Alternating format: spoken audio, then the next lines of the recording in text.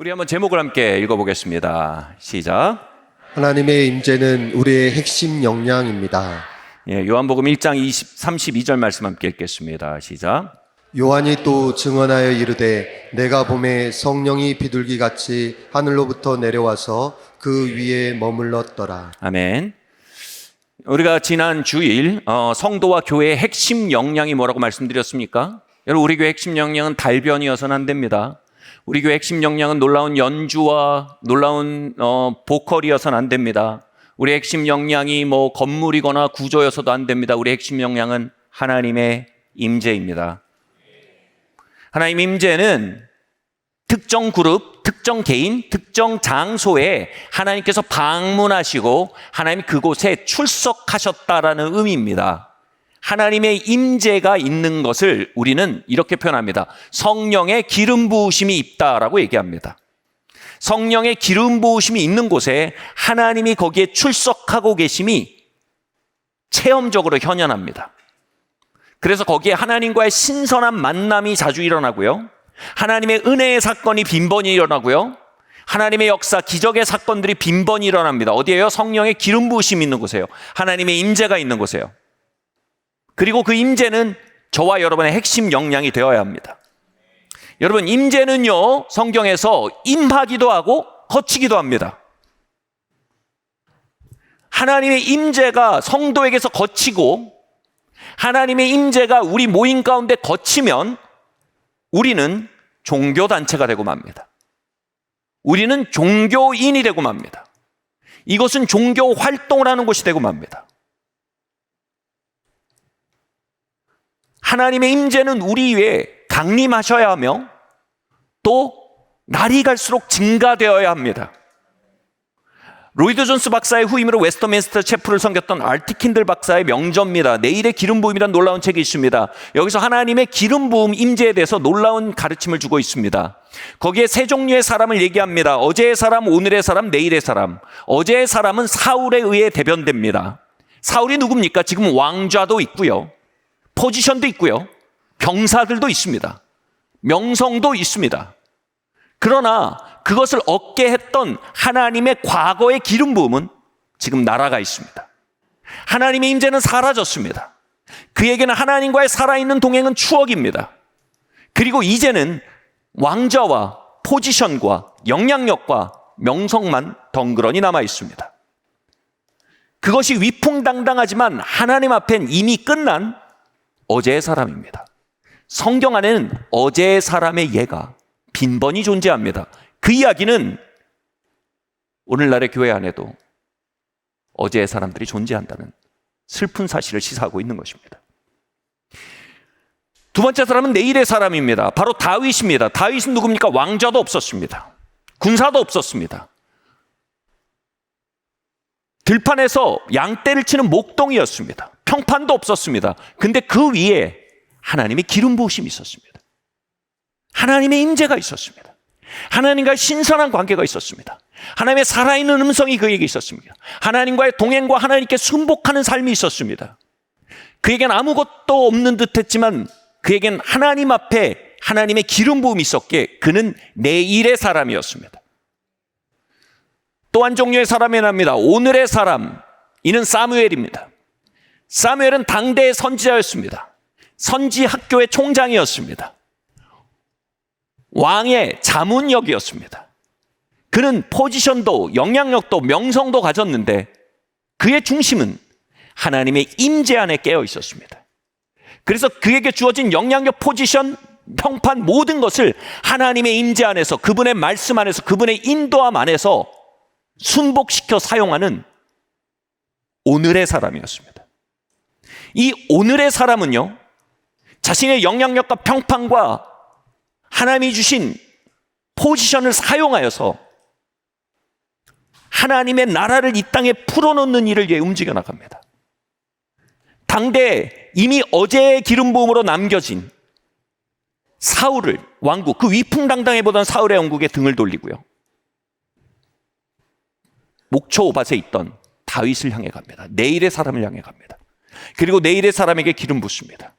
그리고 내일의 사람이 오늘의 사람으로 나올 수 있도록 그 미래가, 하나님이 준비하신 미래가 하나님의 현재가 될 수 있도록 브릿지를 놓는 일합니다. 그래서 어제의 사람, 오늘의 사람, 내일의 사람이 있다라는 아주 좋은 통찰력을 가진 그 가르침이 그 책에 있었습니다.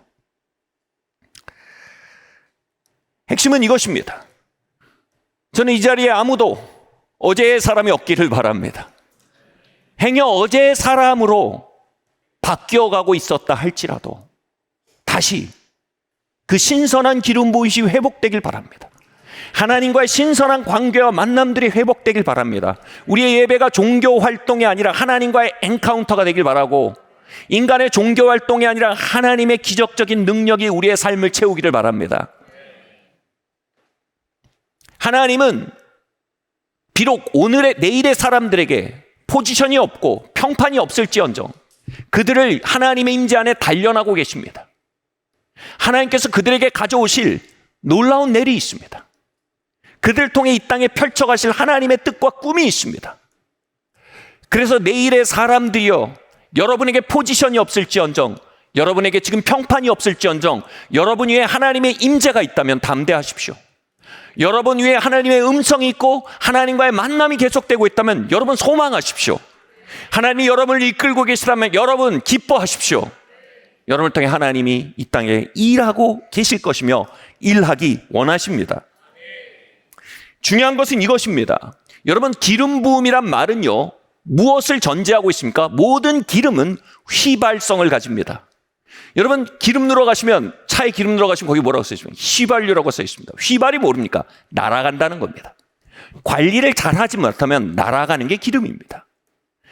성령의 기름 부으시면 그것이 잘 관리되지 않으면 그건 날아가 버립니다. 다시 말해, 우리는 우리의 가장 중요한 역량 중에 하나는 성령께서 우리에게 기름 부으실 때, 은혜를 부으실 때, 우리에게 임재를 부으실 때 그것을 잘 관리하는 일입니다. 그것이 사라지지 않도록요. 이것을 전통적인 용어로 이렇게 말하죠. 은혜를 쏟지 않는 겁니다. 다시 한번 오늘 말씀 한번 읽어보겠습니다. 요한복음 1장 32절 말씀 함께 읽겠습니다. 시작. 요한이 또 증언하여 이르되 내가 봄에 성령이 비둘기같이 하늘로부터 내려와서 그 위에 머물렀더라. 여러분, 성경의 모든 사람의 실패는 어디입니까? 성령께서 비둘기처럼 내려오신 사건이 있었는데요, 후두둑 날아가 버린 뒤에 나타납니다. 그들의 실패는요, 죄를 지을 때 오지 않습니다. 그들의 실패는요, 잘못된 선택을 하기 전에 절대 오지 않습니다. 그들의 실패는 훨씬 이전에 하나님의 성령이 비둘기처럼 임했다가 이미 날아가 버린 그 사건이 그들의 가장 큰 실패의 뿌리입니다. 그 이후에 모든 문제는 드러나는 겁니다. 모든 내일의 사람들이요, 오늘의 사람들이요, 여러분 위에 비둘기가 날아가지 않도록 잘 지키셔야 합니다. 은혜가 쏟아지지 않도록 잘 지키셔야 합니다. 교단에 따라서는 여러분 믿음을 잘 지키셔야 합니다. 이렇게 말할 수도 있고요. 여기 이 아름다운 구절은 이렇게 말합니다. 예수님이, 세례 요한이 예수님 보고 저분이 메시아구나 말할 수 있었던 근거가 이겁니다. 성령께서 비둘기처럼 임하신 것까지는 이미 많이 봤어요. 근데 예수님 위에 뭐예요? 비둘기처럼 임하셨는데 머물러 있었습니다. 날아가지 않았어요. 휘발되지 않았어요. 은혜를 쏟지 않으셨어요. 여러분, 이것이 우리의 롤모델이 되어야 합니다.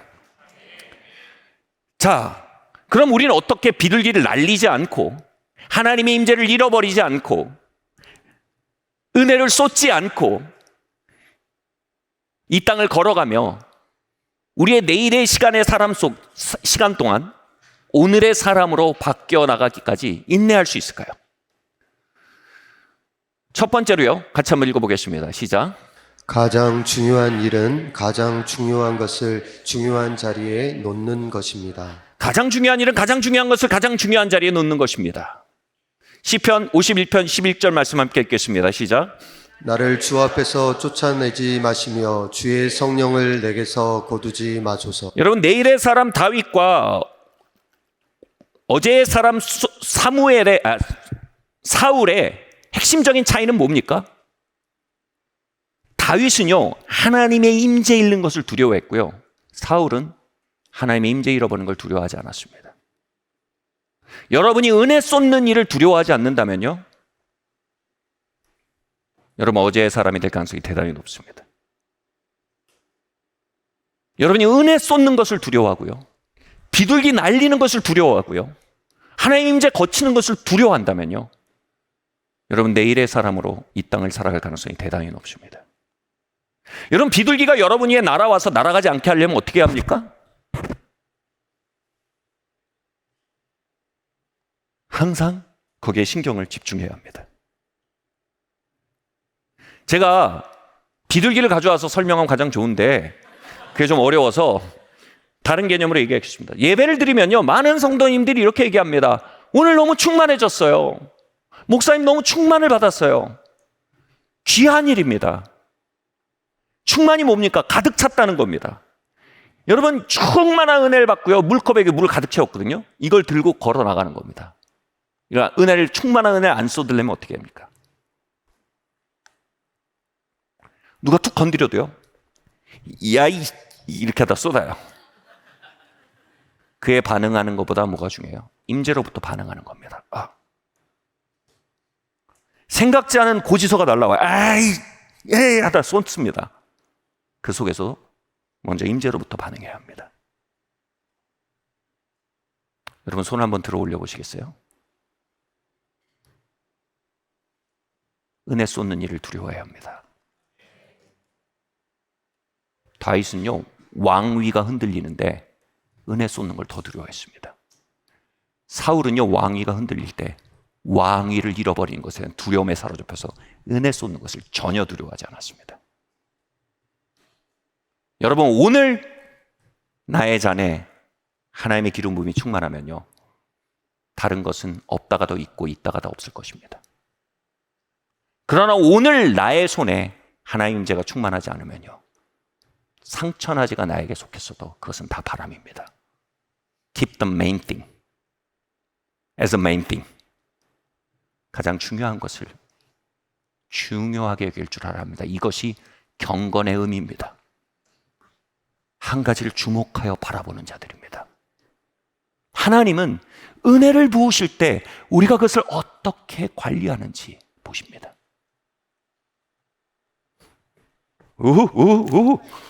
하나님 성령님을 사랑하십니다. 그분이 낭비되는 걸 원치 않으십니다. 우리의 연약함을 아십니다. 우리의 실수를 아십니다. 그래서 다시 부으시고 다시 부으십니다. 그러나 기본적으로 이것을 경히 여기는 것은 연약함이 아닙니다. 그건 태도입니다. 사랑하는 성도 여러분, 이 자리에 계신 모든 분들, 그리고 우리 청소년 여러분들, keep the main thing as a main thing. 가장 중요한 것을 중요하게 여기는 습관을 가지셔야 합니다.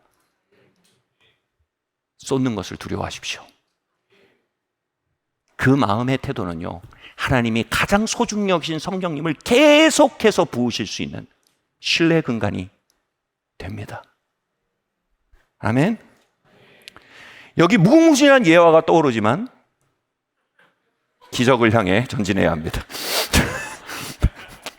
느부갓네살 왕이요, 여러분 역사상 가장 위대했던 왕 다섯 손가락 되는 게 느부갓네살 왕입니다. 근데 이 느부갓네살 왕이 굉장히 덕성도 있었고 능력도 있었고요, 세계사에서 알려진 왕입니다. 근데 이 느부갓네살의 왕에 대해서 다니엘서 이런 얘기가 나오죠. 그가 자고합니다. 자고했다가 뭐냐면 내가 이렇게 위대하게 살 수 있었다라고 말합니다. 근데 여러분 은총에는 두 가지가 있어요. 일반 은총, 특수 은총이 있습니다. 일반 은총, 우리의 도덕성도 일반 은총입니다. 하나님 주신 은총입니다. 특수 은총, 예수 믿는 거, 이거 특수 은총입니다. 성령 받는 거, 이거 특수 은총입니다. 근데 우리가 정직할 수 있는 거, 이건 예수 믿든 안 믿든 일반 은총으로 도덕심이라는 것이 이 사회에 뿌려져 있습니다. 다시 말해 이 땅을 채우는 모든 진선미는 하나님의 임재에 근원합니다. 핵심은 뭡니까? 하나님 은혜 거치면요, 우리 아무것도 아니라는 겁니다. 느부갓네살 왕이 내가 이렇게 위대한 왕이라고 생각했는데 하나님께서 말씀하십니다. 느부갓네살아, 내가 너에게 손을 뗄 것이다. 그리고 네 삶이 어떻게 되는지 봐라. 그리고 거기서 겸손을 배워라. 그리고 하나님이 그에게 손을 떼시니까 느부갓네살이 어떻게 됐습니까? 7년 동안 스스로 소라고 믿게 되는 정신병에 걸립니다. 그 병이 실제로 있어요. 역사 기록에 있습니다. 자기 소라고 믿게 돼서 들판에 나가서 풀을 뜯으며 삽니다. 발가벗고요. 가장 위대했던 인간이요, 하나님의 은총이 거치니까 뭡니까? 금수가 됩니다.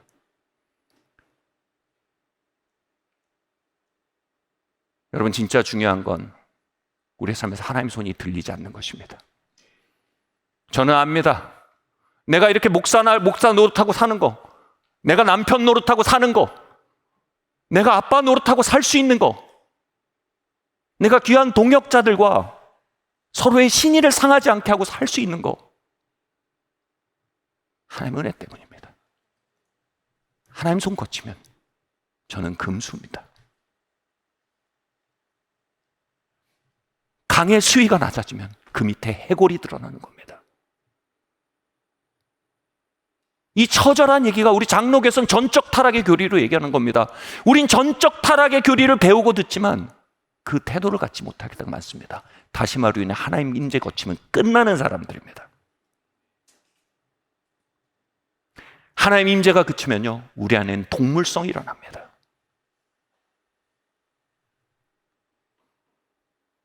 동물들은 모이면 누가 알파독인지 베타독인지 맨날 따집니다. 누가 우두머리인지요. 여러분, 셀 모임에서 딱 앉으면 하나님 임재가 없으면 어떻게 됩니까? 누가 여기서 대장인지 마음속으로 재봅니다. 동물성은요, 끊임없는 종족 번식의 본능으로 움직입니다. 여러분, 동물성이 우리 안에서 깨나면요, 그러지 않아야 할 대상을 향해 성적인 판타지가 막 일어납니다. 동물성이 우리 안에서 강화되면요, 먹잇감을 향해 돌진하기 시작합니다. 다시 말해, 먹고 사는 문제 앞에서는 아무것도 없는 존재가 됩니다. 여러분, 동물보다 인간이 무서운 거 뭔지 아세요? 동물성이 우리 안에 디글디글 일어나는데 인간에겐 다른 능력 하나 있습니다. 위선의 능력이 있습니다. 그 동물성을 위선으로 덮는 것, 그것을 우린 종교 활동이라고 합니다. 여러분, 종교만큼 비참한 것은 없습니다. 하나님의 임재가 매주 우리에게 부어져야 합니다. 아멘. 하나님의 임재가 매 예배 가운데 우리에게 강물처럼 임해야 합니다. 여러분, 제가 사람 노릇하고 사는 거 매주 부어지는 은혜 때문입니다. 저는 압니다. 제가 특별히 여러분보다 나쁜 놈이 아닌 건 압니다. 우리 모두에게는 하나님의 임재가 절박하게 필요합니다. Keep the main thing as a main thing. 아멘. 진짜 중요한 걸 중요한 것으로 지키셔야 합니다. 이거 거치면 여긴 동물의 왕국이 됩니다. 위선의 회치를 더하여서요. 그러나 하나님의 임재가 임할 때 하나님의 형상들이 회복됩니다. 하나님의 음성이 회복됩니다. 사랑하고 사랑받는 능력이 돌아옵니다. 그 나라와 그 일을 향한 열망이 일어납니다. 감히 우리가 하나님을 사랑하게 됩니다. 같이 말하면, 하나님, 주의 임재를 내게서 거두지 말아 주십시오. 주의 임재를 나의 가문에 강물처럼 흘려보내시며 주의 은혜가 나의 삶을 덮게 하여 주십시오. 아멘. 하나님의 임재를 잃어버린 삶의 비참, 우린 그 비참을 두려워하는 사람들이 되어야 할 줄 믿습니다. 두 번째 얘기 한번 보겠습니다. 시작. 굿 아이디어가 아닌 갓 아이디어로 사십시오. 사무엘상 28장 6절 말씀 함께 읽겠습니다. 시작. 사울이 여호와께 묻자오되 여호와께서 꿈으로도 우림으로도 선지자로도 그에게 대답하지 아니하시므로. 여러분, 사울은 하나님의 임재가 거치는 걸 두려워하지 않았습니다. 이러한 삶이 시작되면서 하나님의 임재가 거치면서 나타나는 증상이 있습니다. 종교 생활이 시작되면서 나타나는 증상이 이겁니다. 하나님의 음성이 끊어지기 시작합니다. 종교적인 정보를 학습하는 있으나 하나님의 음성이 없습니다. 여러분, 하나님의 음성이라고 해서 막 뭘 보고 막 영음을 듣고 이렇게 생각하시면 안 됩니다. 그런 일도 있지만 하나님의 음성은 주로 생각으로 찾아옵니다. 영을 따르는 자는 영의 생각을 한다고 로마서 8장이 말합니다. 다시 말해 하나님의 임재를 중시하며 그 임재를 따라 행하는 자들 안에 뭐가 오기 시작한다고요? 영의 생각이 부어진답니다. God 아이디어가 부어집니다. 아멘? 놀랍지 않습니까? 하나님이 God 아이디어를 우리 안에 주신대요. 근데 여러분, God 아이디어를 가장 방해하는 게 뭔지 아십니까? bad 아이디어가 아닙니다. good 아이디어입니다. 이런 말이 있습니다. The enemy of the best is the good. 최선을 향해 나아가는 걸 막아서는 가장 큰 적은 그런대로 괜찮은 좋은 것들이다. 여러분, 베스트를 향해, God 아이디어는 베스트를 향해 살아가는데 가장 우리에게 큰 도전이 되는 건 사람들이 가진 아주 굿 아이디어들입니다. 예를 들어 보겠습니다. 사도행전에서 가장 위대한 결정 중에 하나는 안디옥 교회가 사울과 바나바를 선교사로 위임하여 파송한 일입니다. 근데 한번 생각해 보시죠. 선교사 바울과 바나바가 안디옥 교회에 어떤 사람이었냐면 담임 목사였습니다. 예를 들어 볼게요. 내일 저희 교회에 결정을 내립니다. 담임 목사인 김영준 목사와 그리고 목회 담당하는 위준 목사와 예배 메인 리더인 김영익 목사님을 동시에 선교사로 파송하기로 결정합니다. 배드 아이디어입니다. 그런 상황인데 이게 뭐였어요? 갓 아이디어였습니다. 그러므로 갓 아이디어의 가장 큰 적은 굿 아이디어일 때가 있습니다. 갓 아이디어는 굿 아이디어 입장에서는 배드 아이디어로 볼 때가 매우 많습니다. 여러분, 여리고성을 7바퀴 돌고 같이 함성을 지르자. 굿 아이디어입니까?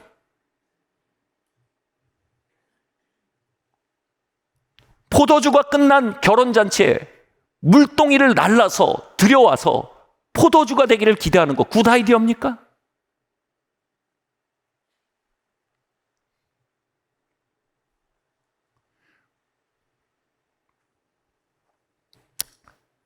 근데 이들에게는 어떻게 이런 갓 아이디어를 길어낼 수 있었을까요? 이 아이디어는 사실 세계사를 바꾼 아이디어였습니다. 어떻게 이 갓 아이디어가 시작될 수 있었을까요? 사도행전 13장 2절에서 이렇게 말하고 있습니다.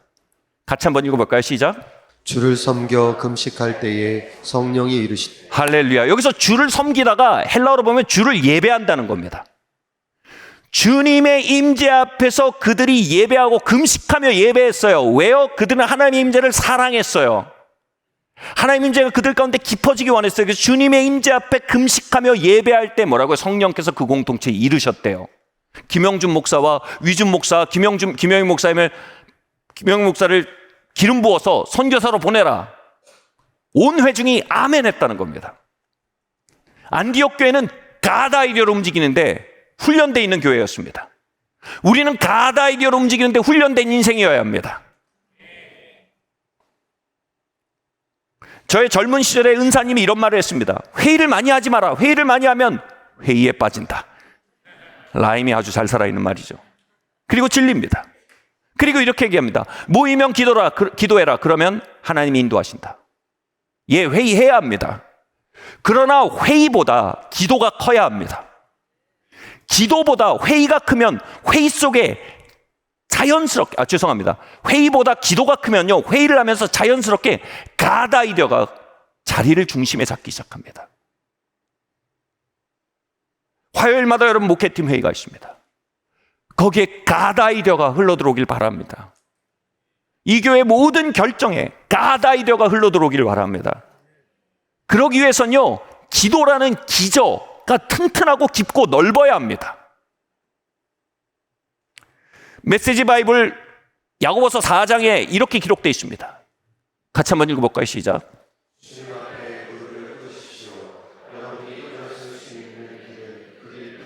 우리가 일어난다는 건 뭡니까? 마침내 갓 아이디어를 깨닫게 된 겁니다. 갓 아이디어를 향해 걸어나가게 되는 겁니다. 그러기 위해서는 반드시 뭡니까? 굿 아이디어를 무릎 꿇리고 기도해야 합니다. 기도는 우리의 잘난 굿 아이디어가 하나님 앞에 낮아지는 시간입니다. 무릎 꿇고 나아가십시오. 그럴 때 비로소 우리가 일어나야 할 목적이 보입니다. 그럴 때 비로소 우리가 나아가야 할 길들이 보입니다. 우리 사랑하는 청소년 여러분, 여러분의 미래를 굿 아이디어로 이끌지 않길 바랍니다. 여러분의 삶을 향한 갓 아이디어가 시작되길 바랍니다. 거기엔 반드시 이 동사가 우리에게 익숙해야 합니다. 주를 섬겨 금식할 때 성령께서 이르시기를. 같이 한번 말해볼까요? 주를 섬겨 금식할 때 성령께서 이르시기를.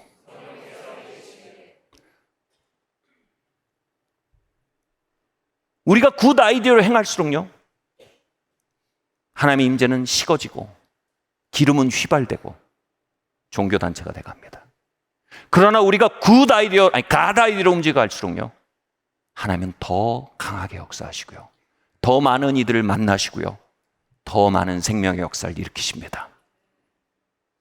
아멘. 목사님, 이제 우리 이렇게 좀 우리 부동산도 생기고 이제 조금씩 영향도 생기고 이제 우리가 경영이란 걸 할 때입니다. 잘 모르겠습니다. 이제 우린 이전보다 더 기도할 때입니다.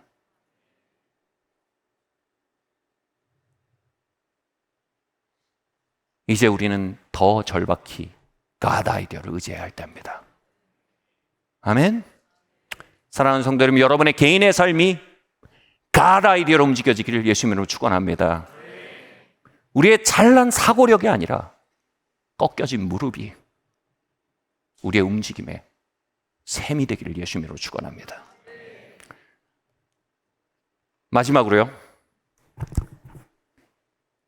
함께 읽겠습니다. 시작. 하나님을 경외함은 사람 두려워함의 치료제입니다. 함께 읽겠습니다. 시작. 사울이 사무엘에게 이르되 내가 범죄하였나이다. 내가 여호와의 명령과 당신의 말씀을 어긴 것은 내가 백성을 두려워하여 그들의 말을 청종하였음이니이다. 여러분, 하나님의 기름 부음 가운데 신선한 하나님과 관계 가운데 걷던 사울 왕이 언제 하나님 밖으로 밀려났습니까? 임재 밖으로요? 2구절입니다. 사람 두려움 때문에 밀려났습니다. 사람 두려움은요, 하나님의 임재와 하나님의 음성 밖으로 우리를 밀어내는 가장 강력한 적입니다. 근데 솔직히 말해봅시다. 사람들의 평판을 두려워하지 않는 사람이 어디 있습니까? 근데 여러분, 사람 두려움의 유일한 치료제가 있습니다. 그것은 하나님 두려움입니다. 하나님 경외함입니다. 저는 배짱이 세서 사람 두렵지 않습니다. 배짱 센 사람의 방식대로 사람을 두려워하고 있을 겁니다. 사람 두려움은 성격이 아닙니다. 영성입니다. 사람 두려움의 유일한 치료제는 하나님 경외함입니다. 하나님 경외함에 대해 가장 중요한 구절이 있습니다. 좋은 말이 있습니다. 하나님은 내 삶의 단 한 명의 청중이십니다 라는 말입니다. Audience of one. 여러분, 인생에 수많은 사람들이 주변에 존재하는 것 같습니다. 그러나 여러분, 진짜 여러분의 모태의 형질부터 여러분 마지막 숨을 거둘 때까지 여러분 인생 전체에 단 한 명의 청중이 있습니다. 우린 그 청중을 인식해야 합니다. Audience of one in my life. 거기에서 우리는 경외함을 배우기 시작합니다. 몇 년 전에 고양 시민 축구단이라는 3부 리그의 경기가 아주 화제가 되었습니다. 고양에서 4시간 걸리는 평창에서 경기가 벌어지는데 고양 시민 축구단이 7연패를 하고 있었습니다. 근데 3부 리그니까 관중이 정말로 한 명도 없습니다. 정말로 한 명도 없습니다. 근데 언제나 고양 축구단 축구할 때마다 오디언스 오브 원, 단 한 명의 팬이 3시간, 4시간을 말하고 나도 않고 따라다닌 사람이 있었어요. 근데 이 7연패를 하고 있는 그 팀을 쫓아와서 빠방 빠방 빵 고양 이런 식으로 응원을 혼자 막 하고 있습니다. 근데 마침내 7연패 끝에 골이 들어갔습니다. 그러니까 이 사람이 막 치면서 고양 막 난리가 났습니다. 근데 골을 넣은 선수가요, 골을 넣어놓고요, 그 관객석으로 달려갑니다. 그리고 지난 7연패 동안 자리를 지켜준 오디언스 오브 원 앞에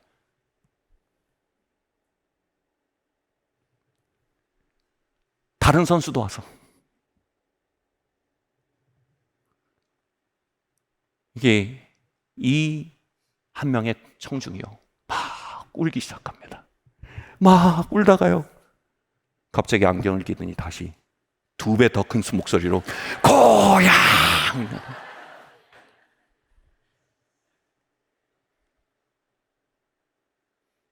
하나님은 여러분 인생의 한 명의 청중이십니다. 한 줄을 마치고 우리는 오디언스 본을 향해 달려옵니다.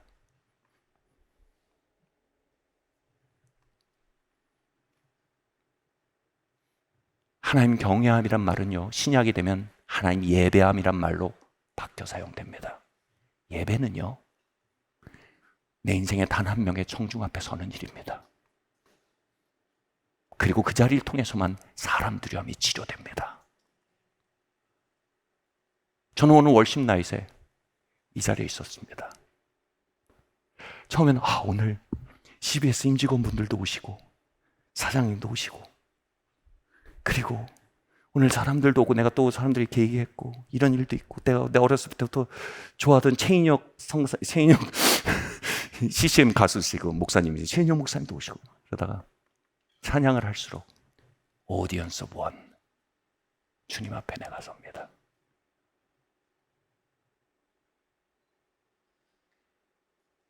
말씀 마치려고 합니다. 사람 두려움은 사울을 하나님의 임재 밖으로 밀어냈습니다. 사람 두려움은 오늘도 우리를 협박합니다. 오늘도 우리를 압박합니다. 사람들의 평판에 대한 과민함은 우리의 삶의 주인이 되는 것이 매우 자연스럽습니다. 그러나 여기 초자연적인 역전이 있습니다. 내 인생의 단 한 명의 청중 앞에 서는 것입니다.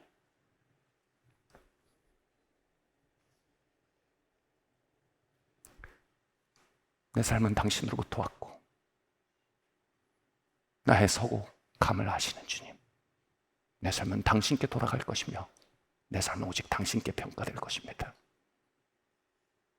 주님, 당신을 예배합니다. 이 예배의 영이 이 두려움의 시대에 사는 우리를 매주 치유하기를 예수님으로 축원합니다. 너희가 사람의 영광을 구함으로 하나님의 영광을 구하지 아니하고 그렇게 나를 믿지 않는다고 예수께서 말씀하셨습니다. 영광이란 말이요, 원어로 보면 평판입니다.